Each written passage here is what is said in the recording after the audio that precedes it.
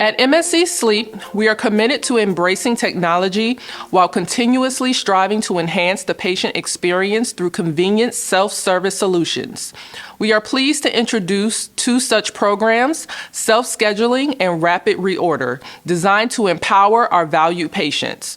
Our newly implemented self-scheduling feature gives patients the ability to effortlessly schedule or reschedule their in-branch PAP setup appointments by simply clicking on a provided link. Patients will promptly notify via email, text message, indicating the readiness of their machine and providing a convenient link to schedule their education session with one of our respiratory therapists at a time that suits their preferences. Since the launch of this program, we are happy to report an average of 35 to 40 patients per day opting for this efficient and user-friendly scheduling option. The Rapid Reorder program allows patients to refresh their PAP supplies by the click of a button. To ensure timely reordering, we proactively notify patients via email and text message up to 10 days before their next eligibility date, signaling their readiness to receive their next batch of supplies. Currently, we are proud to share that over 30% of our patient base actively utilizes this self-servicing feature. To provide continued support, our dedicated phone team is readily available to address any inquiries or concerns that may arise during the process. For more information, please visit www.medicalserviceco.com. Coming up next in our sleep series of lectures, Medical Service Company would like to welcome back Stephen Hartz. Stephen Hartz earned his degree from Western School of Health and Business and practiced in the field as a sleep technologist for more than 15 years. Through his almost 30 years of experience, Stephen is focused on spreading awareness and clinically educating audiences in respiratory care and sleep disordered breathing. Stephen Hartz is currently the Regional Clinical Specialist for ResMed Corporation, where he supports their sales team and partners with his clinical expertise. As you listen to this lecture, you can submit your questions for Stephen Hartz under the Engage tab.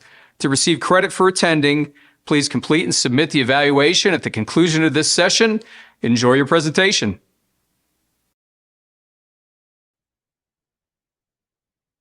Hello and welcome all from wherever you're watching today's Marx Educational Forum 2023. Today's presentation is treating your treatment-emergent central sleep apnea patients or your TECSA patients. My name is Stephen Hartz. I'm a registered respiratory therapist and a clinical specialist for ResMed's commercial education development team. I always like to thank the Marx family and Medical Service Company for providing this education. We know education has been important, and when I understand that Mrs. Marx always thought that was the most important thing, and today, to this day, it is still true. Hopefully by the end of today's program, you guys will be able to, or better have a better understanding of the key characteristics of treatment emergent central sleep apnea patients, describe the pathway for treating treatment emergent or TECSA patients, whether you're coming from the sleep lab or whether you're coming from the home care setting, reviewing the approaches for managing these patients. We're going to briefly talk into the understanding of the ASV algorithm and how it works,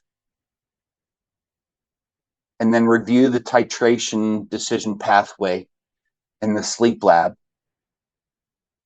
as well as on the back end, looking at the evaluation of the patient's outcomes, maybe through the titration results, but also through the remote monitoring that we all do every day.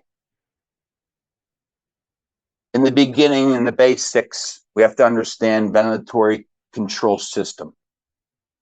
We go back to what controls the breath. It's not that it's just we keep breathing at night. Our body is so good in terms of regulating our breath and regulating our breath through our medullas and pons, or our respiratory center. That's where all starts. So we're starting to slow down. We're going to transmit some nerve impulses that actually inhibit the respiratory muscles of respiration. Your primary muscles, your secondary muscles, but think about when we sleep, our secondary muscles are going to sleep as well too. This will shoot out to the chemoreceptors, which within our lining and carotid bodies and in our arteries, measuring constantly, primarily CO2, which impacts our pH, and secondarily through our O2 saturations.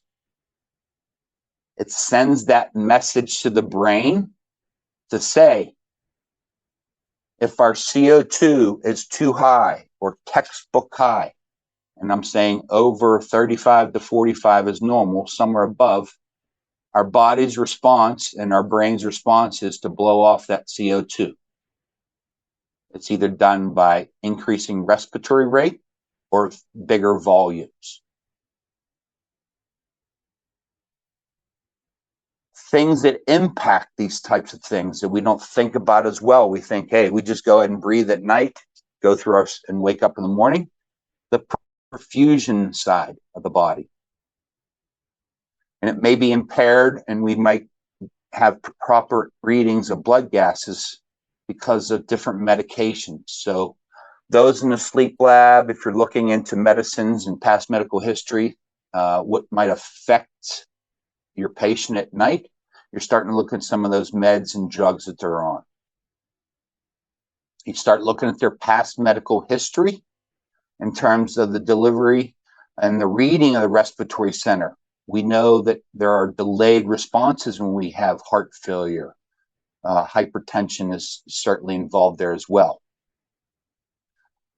Damage to the respiratory center, either through a stroke or some type of trauma, might impair this perfusion, and which all may cause these central apneas. On the ventilation side, you have to think about changes in each patient. No two patients are alike. Changes in ventilation capacity are going to be changing as through their life, as well as their lung dynamics. And when we think about our patients here, CO2 too high, it may lead to an elevation, which affects our respiratory status.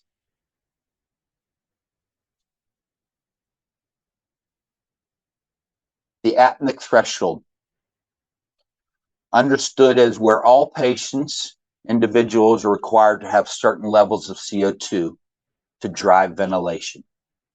Mine is different than yours. Healthy patients are different than sick patients. And we think about as they go through their diseases, and the healthy patients may not be constant over time. If breathing increases to a point where the CO2 drops, required level breathing, our body's response, just like if we were to have high CO2, we have low CO2s, we'll stop breathing for a short period of time, or either slow down until that CO2 level will rise again.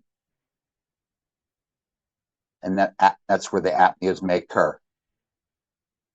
We do all have a couple centrals at night. We think about transient centrals. The sleep techs may recognize that as well. And if we've seen some reports with some centrals, there are still some patients that have some centrals in the beginning. We talk about the apneic threshold. I mentioned 35 to 45 as textbook normal.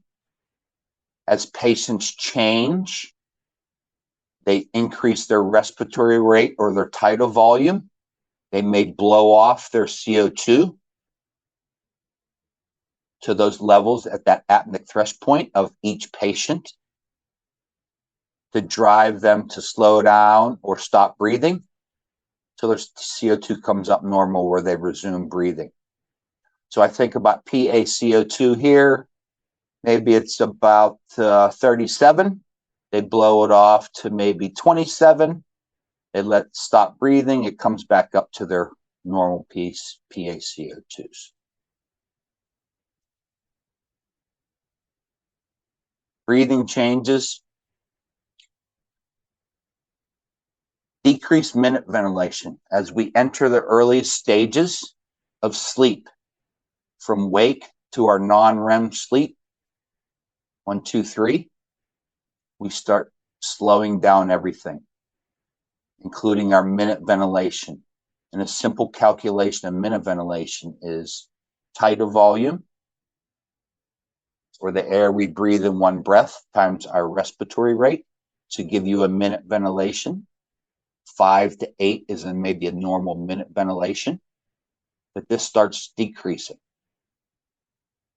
When we think about decreasing minute ventilation, the impact inversely is the increase to CO2. So even some of the patients without sleep disordered breathing, essential sleep apnea, may have a rise in their PaCO2 by 3 to 7 millimeters of mercury. If you're monitoring these types of patients, and I know some sleep labs do, you would see this increase, and then you would see that waning and waxing that we'll talk about here, because during the nighttime as we fall asleep into our wakefulness and REM and the deepest part of sleep, our responses to low saturations or high CO2 start falling in transition. And as it's untreated for longer and longer, the longer it falls into suppression or depresses, and then even further into REM sleep, which is our deepest sleep. Our body's response, when we think about what we're going to do, is actually becomes more shallow and rapid. So you might see an increased respiratory rate and shallower volumes in all stages of sleep compared to their wakefulness.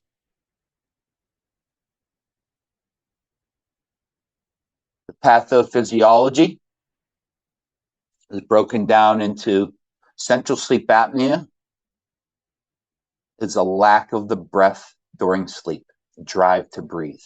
It's a miscommunication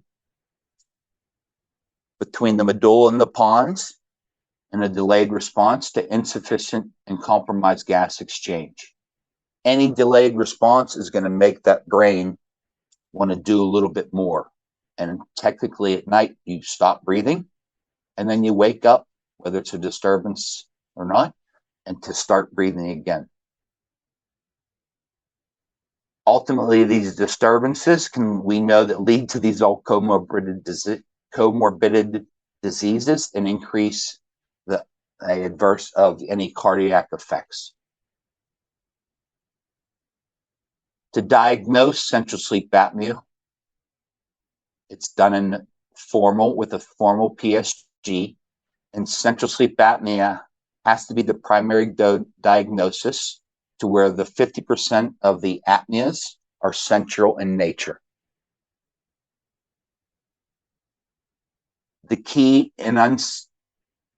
to the central sleep apnea, or predominant hallmark of central sleep apnea, is this instability of ventilatory control.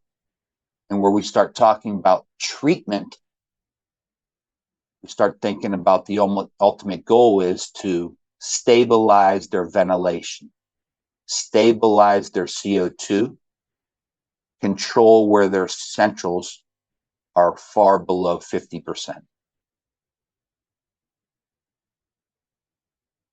When you think, I'm not sure if I see these types of patients. When we talk about 2008, when I came here, the prevalence was somewhere around 4%. And we talk about this study in 2017, the prevalence was somewhere still around 4% or 3.5%. But where it's broken down into with the study is basically the sleep lab might see this, and this is where I want you to put your position into what it means to you today, or in someone else's position, what it means to understand the need for the right therapy for the right patient at the right time. We talked about transient centrals. So your central apnea index is greater than 5 within week 1, but less than 5 3 months later or 12 weeks later. They may go away. We're also monitoring them and air view as well from the DME side. The physicians will be monitoring this as well because they might understand we're going to keep them on this PAP therapy for a while. You might have your persistence. That is, your CAI is greater than 5 in week 1 and still is after week 12. These you might even see early in the lab if they have true or idiopathic central sleep apnea patients in the lab. But you also see this in the home care setting, where we might see emergence of central sleep apnea, where these physicians, providers, respiratory therapists are monitoring in cloud-based systems where they see the CAI was less than 5 at week 1, but it's now greater and sustained greater than 5 after week 12. The key takeaways to the study: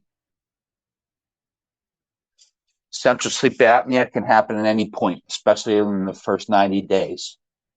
So when we're talking about Medicare compliance monitoring, we have to start thinking about 90 days, whether it's to keep the patient compliant or whether to get paid from the DME side.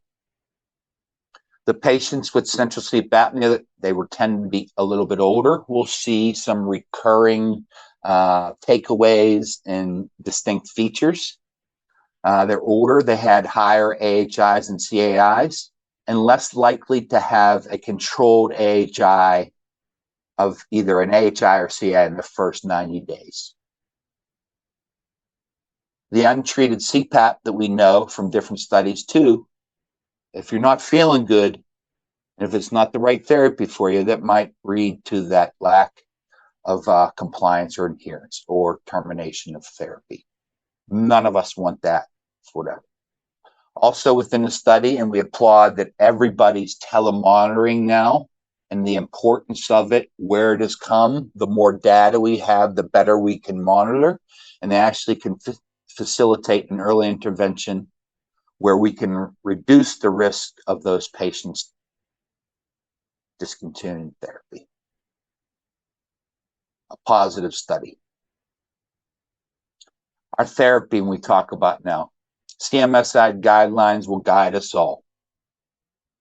There are specific guidelines to diagnosis and what we need for diagnosis. The way it's kind of broken down in here, there are 5 of them on the side, but I always say this is the 5-5 rule for years and years, where your CAHI has to be greater than 5. Their AHI has to be greater than 5. And 50% of their events have to be central in nature, central apneas or hypopneas. But that's not until they're on therapy. They may demonstrate obstructive apnea. As soon as we put them on PAP therapy, they start presenting with these types of features, as well as I think it's no evidence of daytime or nocturnal hyperventilation and evidence of sleepiness as well. This is all have to be done with a formal PSG in a sleep lab. Once we say they had obstructive sleep apnea, we put them on PAP therapy. They change into a complex sleep apnea. The primary diagnosing codes have to be changed. They won't get paid if it still has an obstructive sleep apnea diagnosis. Or if you start recognizing your patients have Cheyne-Stokes respiration, which is a breathing pattern, usually recognized by breathing really fast, breathing really slow, stopping with hyperpneas going through. The Cheyne-Stokes respiration diagnosis is these here, 786. You have to change those if you recognize these diseases. We talk about from 2006. And what I love about 2006 study from here from Dr. P and Dr. Morgenthaler is some of these demographics demographics, and clinical findings, which are super consistent with some of the findings. We have some more recent studies. And may I just tell a funny story about this study? When I first started, took my daughter, bring your daughter to work day, and actually did presentations on obstructive sleep apnea and central sleep apnea. She hears me practicing, and I used to say, you can kind of tell who's an OSA type patient, maybe bigger neck, male, obese, but you can't really tell who these are. And she had said during one of the presentation was, oh, we walk down the mall and I'll say to my dad, oh, he has it. But I can tell you, and this was to technicians, that my dad told me, if anybody has central sleep apnea or treatment emergent or complex sleep apnea, I won't be able to tell that. So he got it, or I'm not sure if they got it, but it's kind of funny that she even picked that up, that I was saying that. So no distinctive features before. You can't pick who's going to be. Although you can say higher prevalence in males, and that was specific to 50 to 70-year-old males. They had a slightly lower BMI or body mass index. There wasn't big snoring or witness apneas, and we'll look at that on some of the montages we see that you can tell. But no adequate. We put them on PAP. We think we're going to fix them at night, and then all of a sudden you pop out these centrals, and you're wondering what the heck's going on here. And what we love in the sleep lab is long REM periods when we're doing titrations. And what we see in these patients, in these treatment emergent patients, is they're really stable in REM, which is opposite of what we are used to in our OSA patients. They look like OSA patients until we put them on any type of PAP, whether it's CPAP, bi-level, the backup rate. They all have the same type of treatment patterns going on, where it's residual events are still around. We break up ASV and ASV therapy with devices and modes. This could be ASV or ASV auto. It is safe for patients that have diagnosed central sleep apnea. We're talking about treatment in complex sleep apnea. We're talking about opioid-induced sleep disorder breathing. They may benefit from it, as well as your periodic breathing and your Cheyne-Stokes breathing. We know ASV with certain studies has controlling your Cheyne-Stokes respiration, your CSA, and improving sleep architecture and daytime sleep somnolence is the best. We talk about sleep architecture. We want to have big percentages of REM sleep, or the deepest sleep of N3 sleep, and ASV has provided some of that. Some risk factors. We said 2006, I was excited about some of the risk factors and key characteristics. In 2021, we also identified the male, maybe an older age, the lower BMI, started adding some of these other things that might influence central sleep apnea. But started talking about some baseline PSGs, so for the sleep lab. More severe OSA. They may present with higher central apnea index, mixed apneas, or even that higher arousal index. At night, it's usually a split study. You go really high on your pressures. You start causing some mass leaks. You still see those residual events there, but that lower sleep efficiency and higher residual events. You might try bi-level. Prior to servoventilation in 2006, brought to the United States, we did bi-level. We did bi-level with pressure support. We did bi-level with a backup rate that made them look a little better.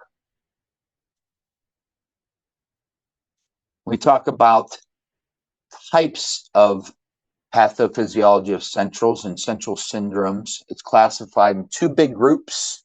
where you're phenotyping these types of patients.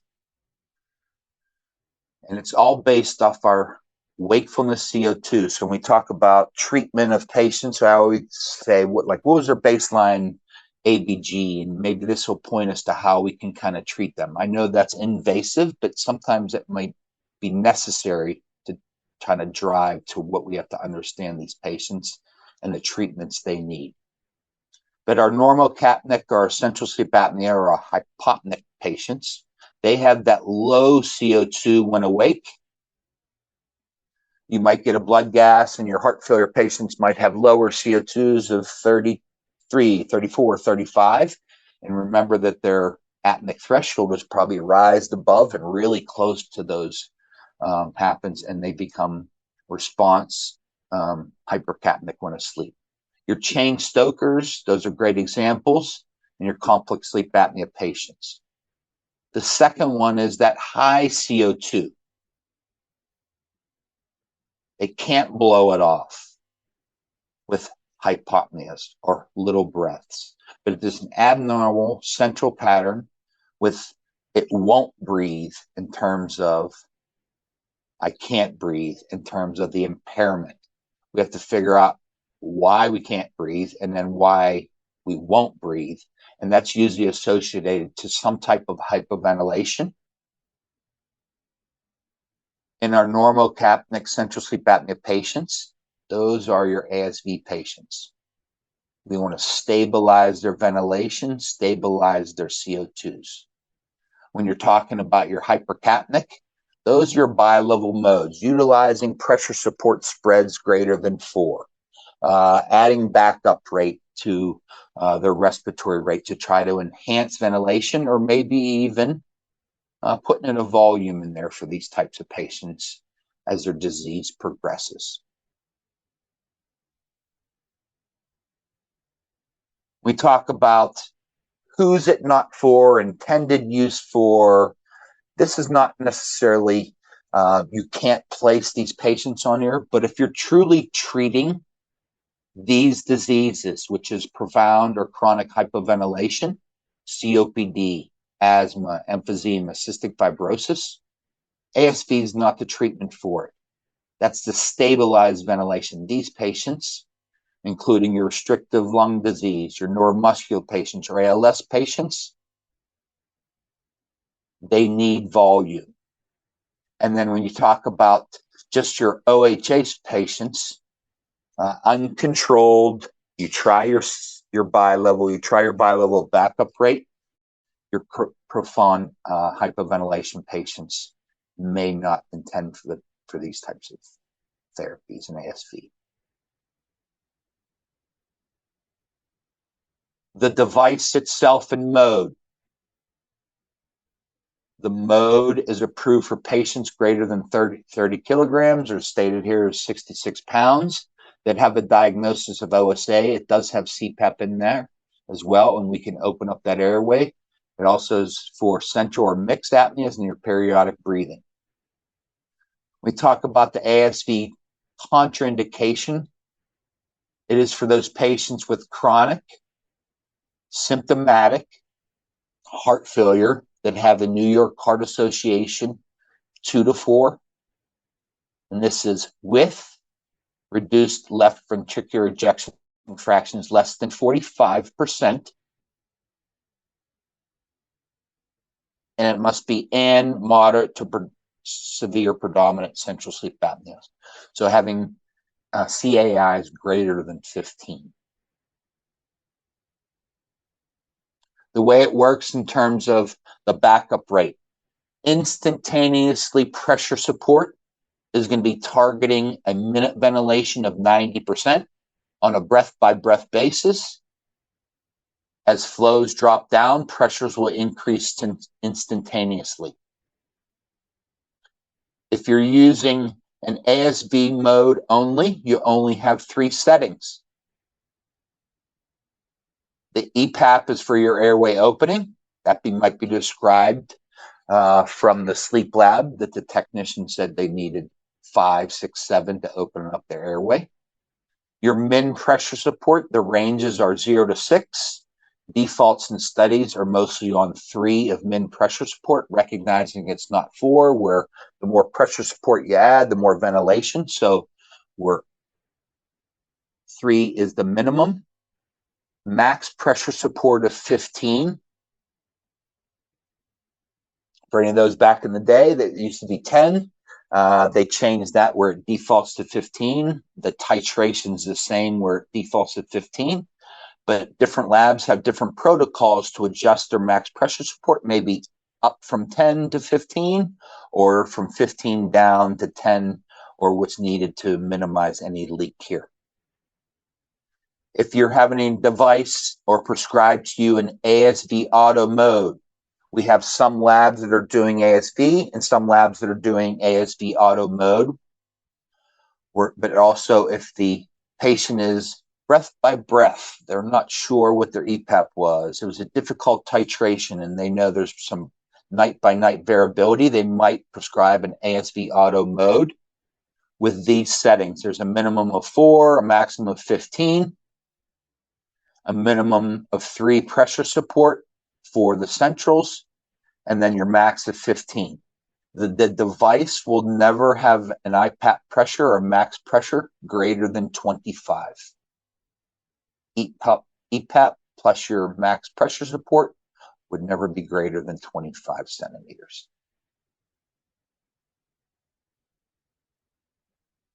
Things to consider. ASV is going to stabilize rapidly, and rapidly means preemptively. Instantaneously, the pressure supports going to kind of control that minute ventilation target of 90%. The obstructive events, whether they're a dynamic or a static, EPAP pressure is going to control that airway. Without a stabilized upper airway, no ventilation can rapidly be stabilized. We talked about it's not intended use for these types of diseases and may be considered some type of bi-level or a higher degree, which including here is IVAPs. Ramp is a feature on here. We talk about transient, and there's a little asterisk down here. Maybe ask the physician if they're having some sleep onsets, which it's skewing up their central apnea index and reporting because of the ramp feature. In the lab, one of the easier titrations because it's simple. The waveform it delivers is dynamic, but also what happens here in terms of the default settings are going to manage a lot of the patients. But in the lab, every lab is watching their leak. Every DME is watching their leak. It's 24 liters per minute of unintentional leak or leak that's bad or above the intentional leak or wash out of a mask. Please fix that if it's above there, or make note of it if it's staying above there, why you didn't change it. It doesn't always mean a mask tightening, but maybe just an adjustment. And I always say the littlest adherence to that face you can to make it most comfortable for the rest of their lives. During the titration, if you're going to see any obstructive hypopneas, obstructive apneas, or any RERAs here, you're to increase your EPAP by 1 centimeter every 20 minutes until those obstructions are eliminated and even minimized. 0 to 5 is okay, and that might help prevent from some of that over titration.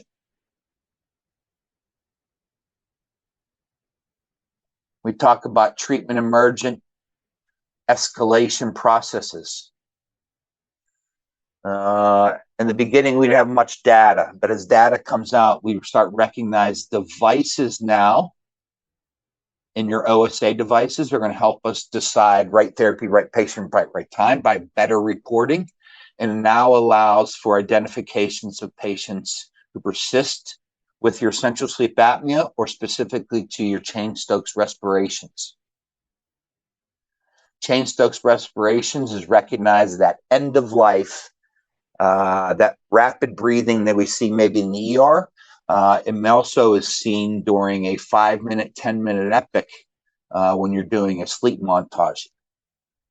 A little harder to pick up in your 30-second and 1-minute epic in terms of the breathing pattern, but it's certainly a pattern that is that waning and waxing that you would see almost like a football shape. And then ultimately, prior to 2006, there was the best treatment was bilevel ST, maybe oxygen. But we know now that we have a device that, whether it's ASV or ASV auto mode, that is cleared for these types of diseases and treats them efficiently. Think about your job. Where can complex sleep apnea be diagnosed? Primarily in the beginning, it's hard to predict, but now we're getting into titration where we might see some of these remarkably stable in REM and some of those types of pathways. At PAP therapy setup, you might have an indication that they had some transient centrals, but the physician still made you aware. We're going to keep an eye on this patient. Hopefully there's communication that's going to happen. We're going to talk about communication of watching these patients as well. And then the biggest one for the sleep lab, whether they're managing it through the ASM or the DMEs and the home cares, they're managing their therapy, hopefully on a daily basis. We're going to be picking up a lot of these. You might be working out of the cloud. The simplest, most easiest way for is go all patients, whether it's wireless patients or all your patients, and see 10 days of data. And data means this squares are going to be broken down into squares that are hopefully all green. On top square is going to be AHI. So if it's yellow or red, we have AHI problem. If in the middle, we have, that's usage. If it's set at Medicare guidelines of 4 hours, and green is good. Anything outside of that was going to be red. And then at the bottom is leak, where we use our 24 liters per minute in terms of warnings that maybe that'll be an indication that it's the wrong mask, or maybe they even need a new one. And a timeline example in terms of steps. So put yourself into these steps and where you fit and how we can impact these patients in treatment emergent central sleep apnea. So they're placed on a bilevel device, which you know they have to for treating emergent. That's a part of the Medicare guidelines. Within that is you have detection of either OSA or central sleep apnea through forced oscillation tick, and the reporting of this Cheyne-Stokes respiration of events in terms of times and minutes. It's broken down simply here at the bottom, where you look for basically is what device am I on, what mode, what's their usage, what's their leak, what's their AHI, and how it is broken down at the bottom here into an apnea index, a hypopnea index, and a combined AHI, and or an apnea index, which is broken down into centrals, obstructions, and unknowns being the leak was too high. And at the bottom is mentioned a percentage of time in that Cheyne-Stokes respiration. Step 2, your companies may or may not use action groups or some type of grouping or managed by exception. In this instance, they're saying, or use sleep to identify patients at risk. Making buckets where they tap the buckets in terms of usage or central sleep apnea, a bucket, or Cheyne-Stokes respiration. We talk about the third type of way to go.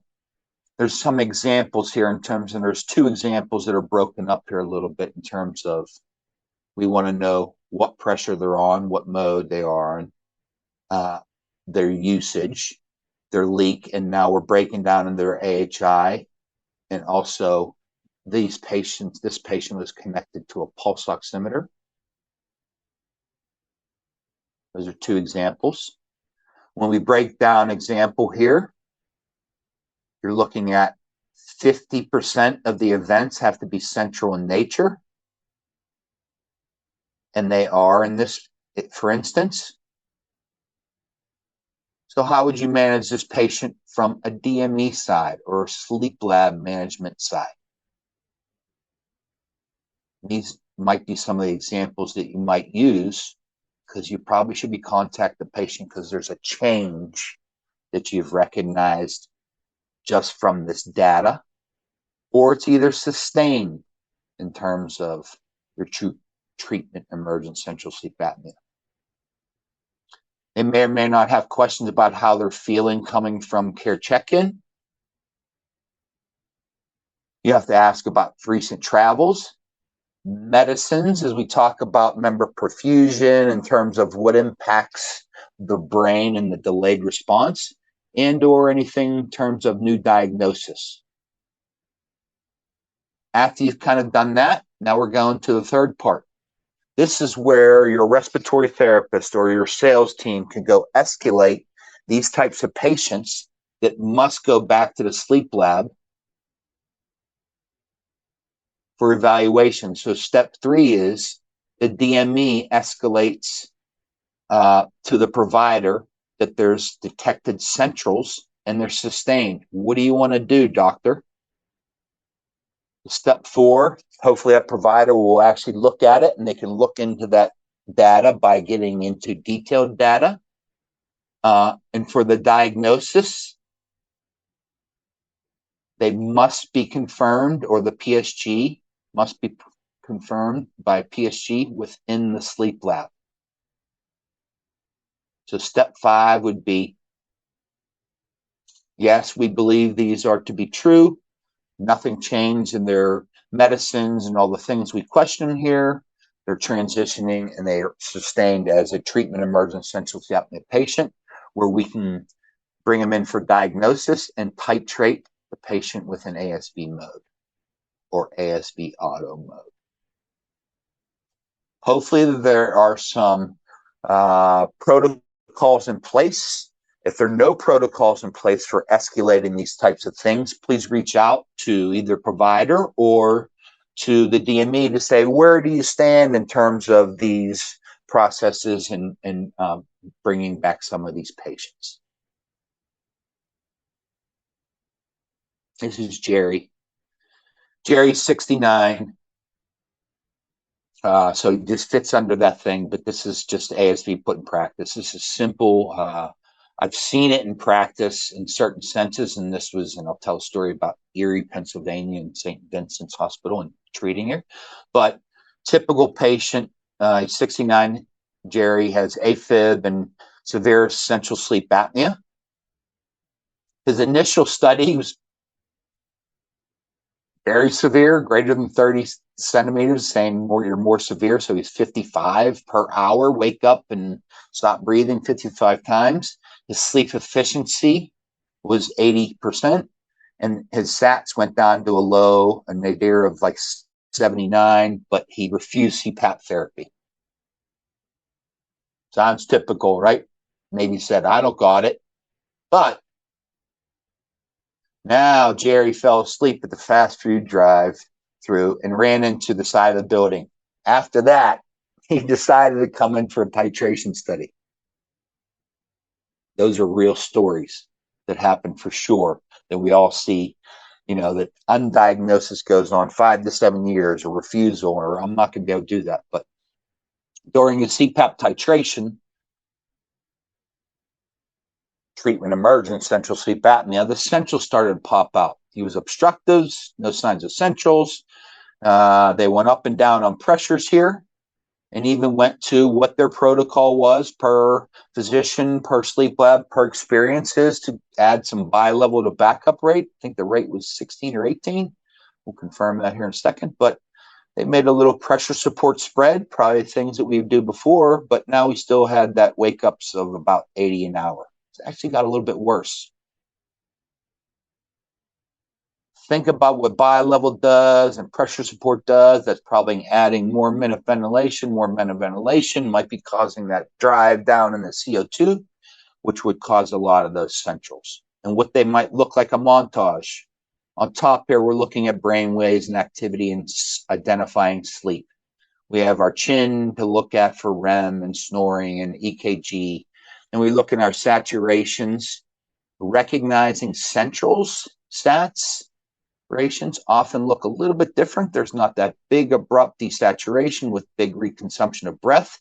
You'll see that following their heart rate, their blood pressure, and sats, because there's no reconsumption of that breath. We place them on CPAP of 6. Here, the centrals still persist. The higher the pressure they went, they were still there. They traded back to the bi-level or bi-level ST with a rate of 16. Yes, it was 16, but we started causing more centrals here as well. Put them on ASV mode. ASV mode, Jerry was titrated on ASV mode. Centrals were eliminated immediately. The obstructive hypopneas, so EPAP pressures all day, whether you're dynamic or static, his EPAP was titrated at 9 centimeters and woke up and had your respiratory distress or disturbance index less than 4.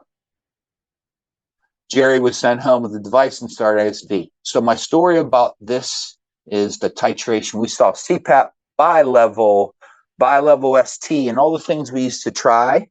And when we first introduced it, ResMed in 08, and I had an experience of going to lab in Erie, Pennsylvania, as I mentioned, we tried all those gamuts. And I said, why don't we just try this servoventilation thing? And when it stabilizes patient's ventilation within 30 seconds to a minute to 2 minutes, we went backwards. So then we took them back to ST, and it still looked worse, and back to bi-level, and still back to CPAP. And it was just as bad, just from changing of the mode that instantaneously. And that always stuck with me about how important it is to get the right therapy on the right patient at the right time. Thank you, everybody. And I'd love to know what questions you have for me.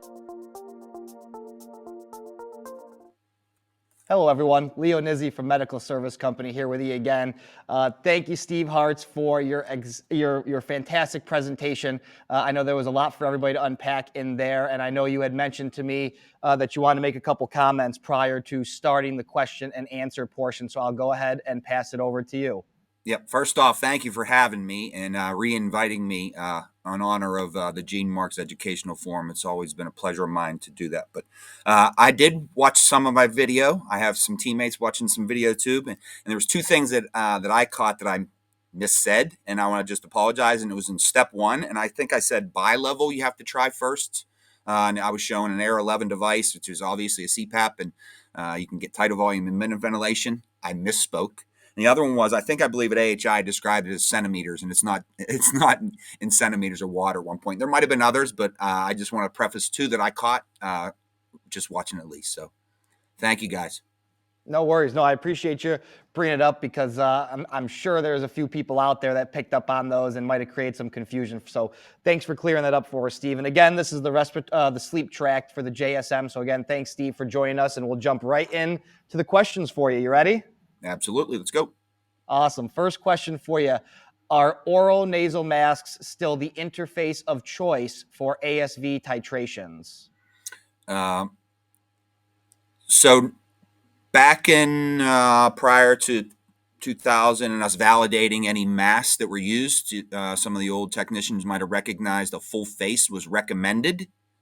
Validation with those devices and extra port lines and extra lines with the newest version of the ASV, you could use any mask. So there's not a preference recommended from us as a manufacturer. Prior it was full face, but you can use any type of mask with any ASV therapy as long as the patient is comfortable and compliant and able to maintain that leak less than 24, whether it's nasal mask, which you mentioned, which is a most popular. I heard there was some good talk on nasal masks today as well. Pillows, systems, and or full face masks. Wonderful. Yeah, you're right. We talked a lot about, we had a few presentations that went into the nasal mask kind of argument between that and full face mask. So it fits right along with kind of what we were seeing a little bit earlier. So thanks for going into that. When you talk about Colin Sullivan, I don't know if you mentioned that, Colin Sullivan being, that was the first, because we're obligate nose breathers if we control every apneic event or, minimize those apneic events. So we are still obligate nose breathers with some mouth breathing. Gotcha. Thanks, Steve. So next question for you is, with the risk factors for treatment emergent CSA being relatively consistent, do you think there is a way to identify these patients more quickly to get them the optimal therapy sooner? I would say we talked about two ways that you can identify it, and you're really not able to diagnose complex sleep apnea or treatment emergent until they're on therapy. So we see they're presenting with OSA. So the recognition from a sleep lab technician, recognizing some of those age factors, some of those lower BMIs, any of those distinctive features that many of those physicians identified, is going to help in the lab. You have to put them on therapy. They have to prove out. Now, there will be instances where physicians or protocols within labs, they're not able to switch because they want to make sure they have the right qualifications and reimbursements and not really, send a bad script to you when they really can't put that device on. But recognizing those patients, they're sometimes identified even in the diagnostic, but definitely in the therapeutic, some of those predictive features. But in the lab or in the DME world now, because of the cloud technology, because everybody's in AirView, just recognition of these patients might lead us to quicker diagnosis of it, leading to right therapy, right patient, right time, but also good communication between the physician and the provider, because I know they're looking for labs to be filled and things like that, and they're obviously have to be diagnosed there and then titrated to show improvement.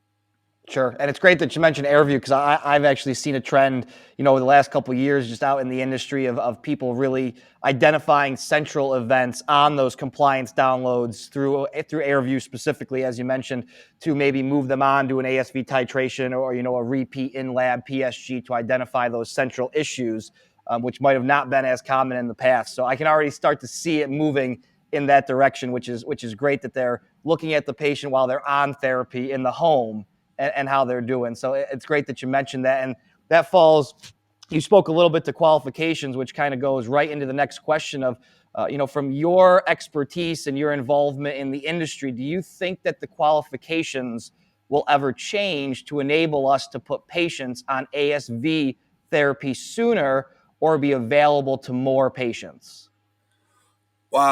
When you talk about ASV therapies, there's certain indications for use. So we go by the clearances that are saying it can treat here. I was just in a presentation where we talked with physicians to physicians about insomnia and ASV, but that's still not cleared yet. But maybe someday with research development and things, I won't say that, but that's just my own opinion, not necessarily from me being the manufacturer side.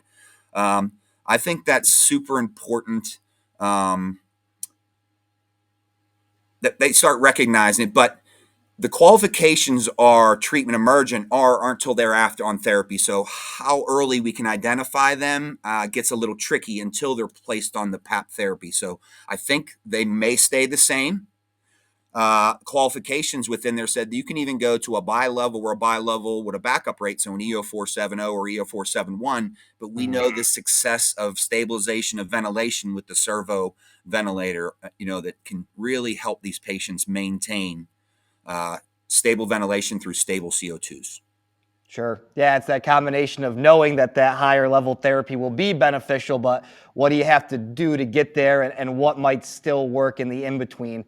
I know especially with the ResMed devices having the T settings, the ST settings, the ASV with the fixed EPAP, non-fixed, there's a lot of options in there to find the solution. Sometimes can be difficult to qualify. So I appreciate you talking about that. I think we might have time for one or two more questions. We'll see. Can I make a comment too? There was just one other, and it was just what you said, that you were excited and you've seen this protocols in place and kind of everybody doing the right thing. And it made me excited to hear that, because we've been talking about that forever and ever. And I know it's maybe a smaller amount of patients, but it's still sick patients that we're all wanting to treat. But things that came into my mind as I was going through that, and you're saying education to the provider, education to a patient, re-education to, I put sleep lab technicians, from your DME sales, from your DME RTs, is going to be key. You mentioned, and I did hear in my talk that I mentioned communication, which we know is key to everything. And then one more thing in terms of follow-up and next steps. So I always challenged, when I was doing live ones, I want the technicians to go out and do something different the next day. So think about educating and re-educating every minute you have, every opportunity. Keep communicating one way or another, and then follow up and next steps, or do something different to ultimately have the right therapy for the right patient at the right time. Yeah, wonderful. I can certainly appreciate that from my time being out there working with the clinicians to get these patients taken care of. And I hate to put a time limit on you, but let's say in 3 minutes or less. Yes. Last question for you is, if a patient has mild CSA during a diagnostic study, will they be more likely to have TECSA once CPAP therapy has initiated? So they're presenting and they have an AHI or CAI greater than 5, and they want to know if that's a predictor of treatment emergent. Yeah, it seems that's where the question is directing us to. Okay. I would say there's a chance, but we broke down emergent versus transient and things like that. I would still continue to look, because bodies change, breaths change, things happen different at home they do in the daytime too. So I'm not sure if it's a true predictor that'll be sustained, but we know some of the indicators in the beginning, and then we can still watch them in the back end too. So I'm not really sure if that's an indicator true or not, but you can certainly have, if you have an AHI, a CAI, all those qualifications on the first night, you can certainly go to some type of EO471 or ASV if it's recognized early, but I'm not sure if it's a predictor for, true treatment emergent. Sure. Well, there's no doubt that your talk definitely struck a lot of chords with a lot of people. I think we got through about half the questions in the time that we had. So another fantastic topic on the sleep track, another great performance by our speakers today. Thank you, Steve Hartz, for joining us. Thank you for obviously supporting finding the right therapies for these patients, as that continues to be an educational battle out in the world for all of the clinicians. So thank you for the work that you guys do over at ResMed to help kind of pave the way for those situations. And thank you again for joining us today, Steve. Yep. Thanks to all the attendees and medical service company. Have a great day now. See you. Make it a great one.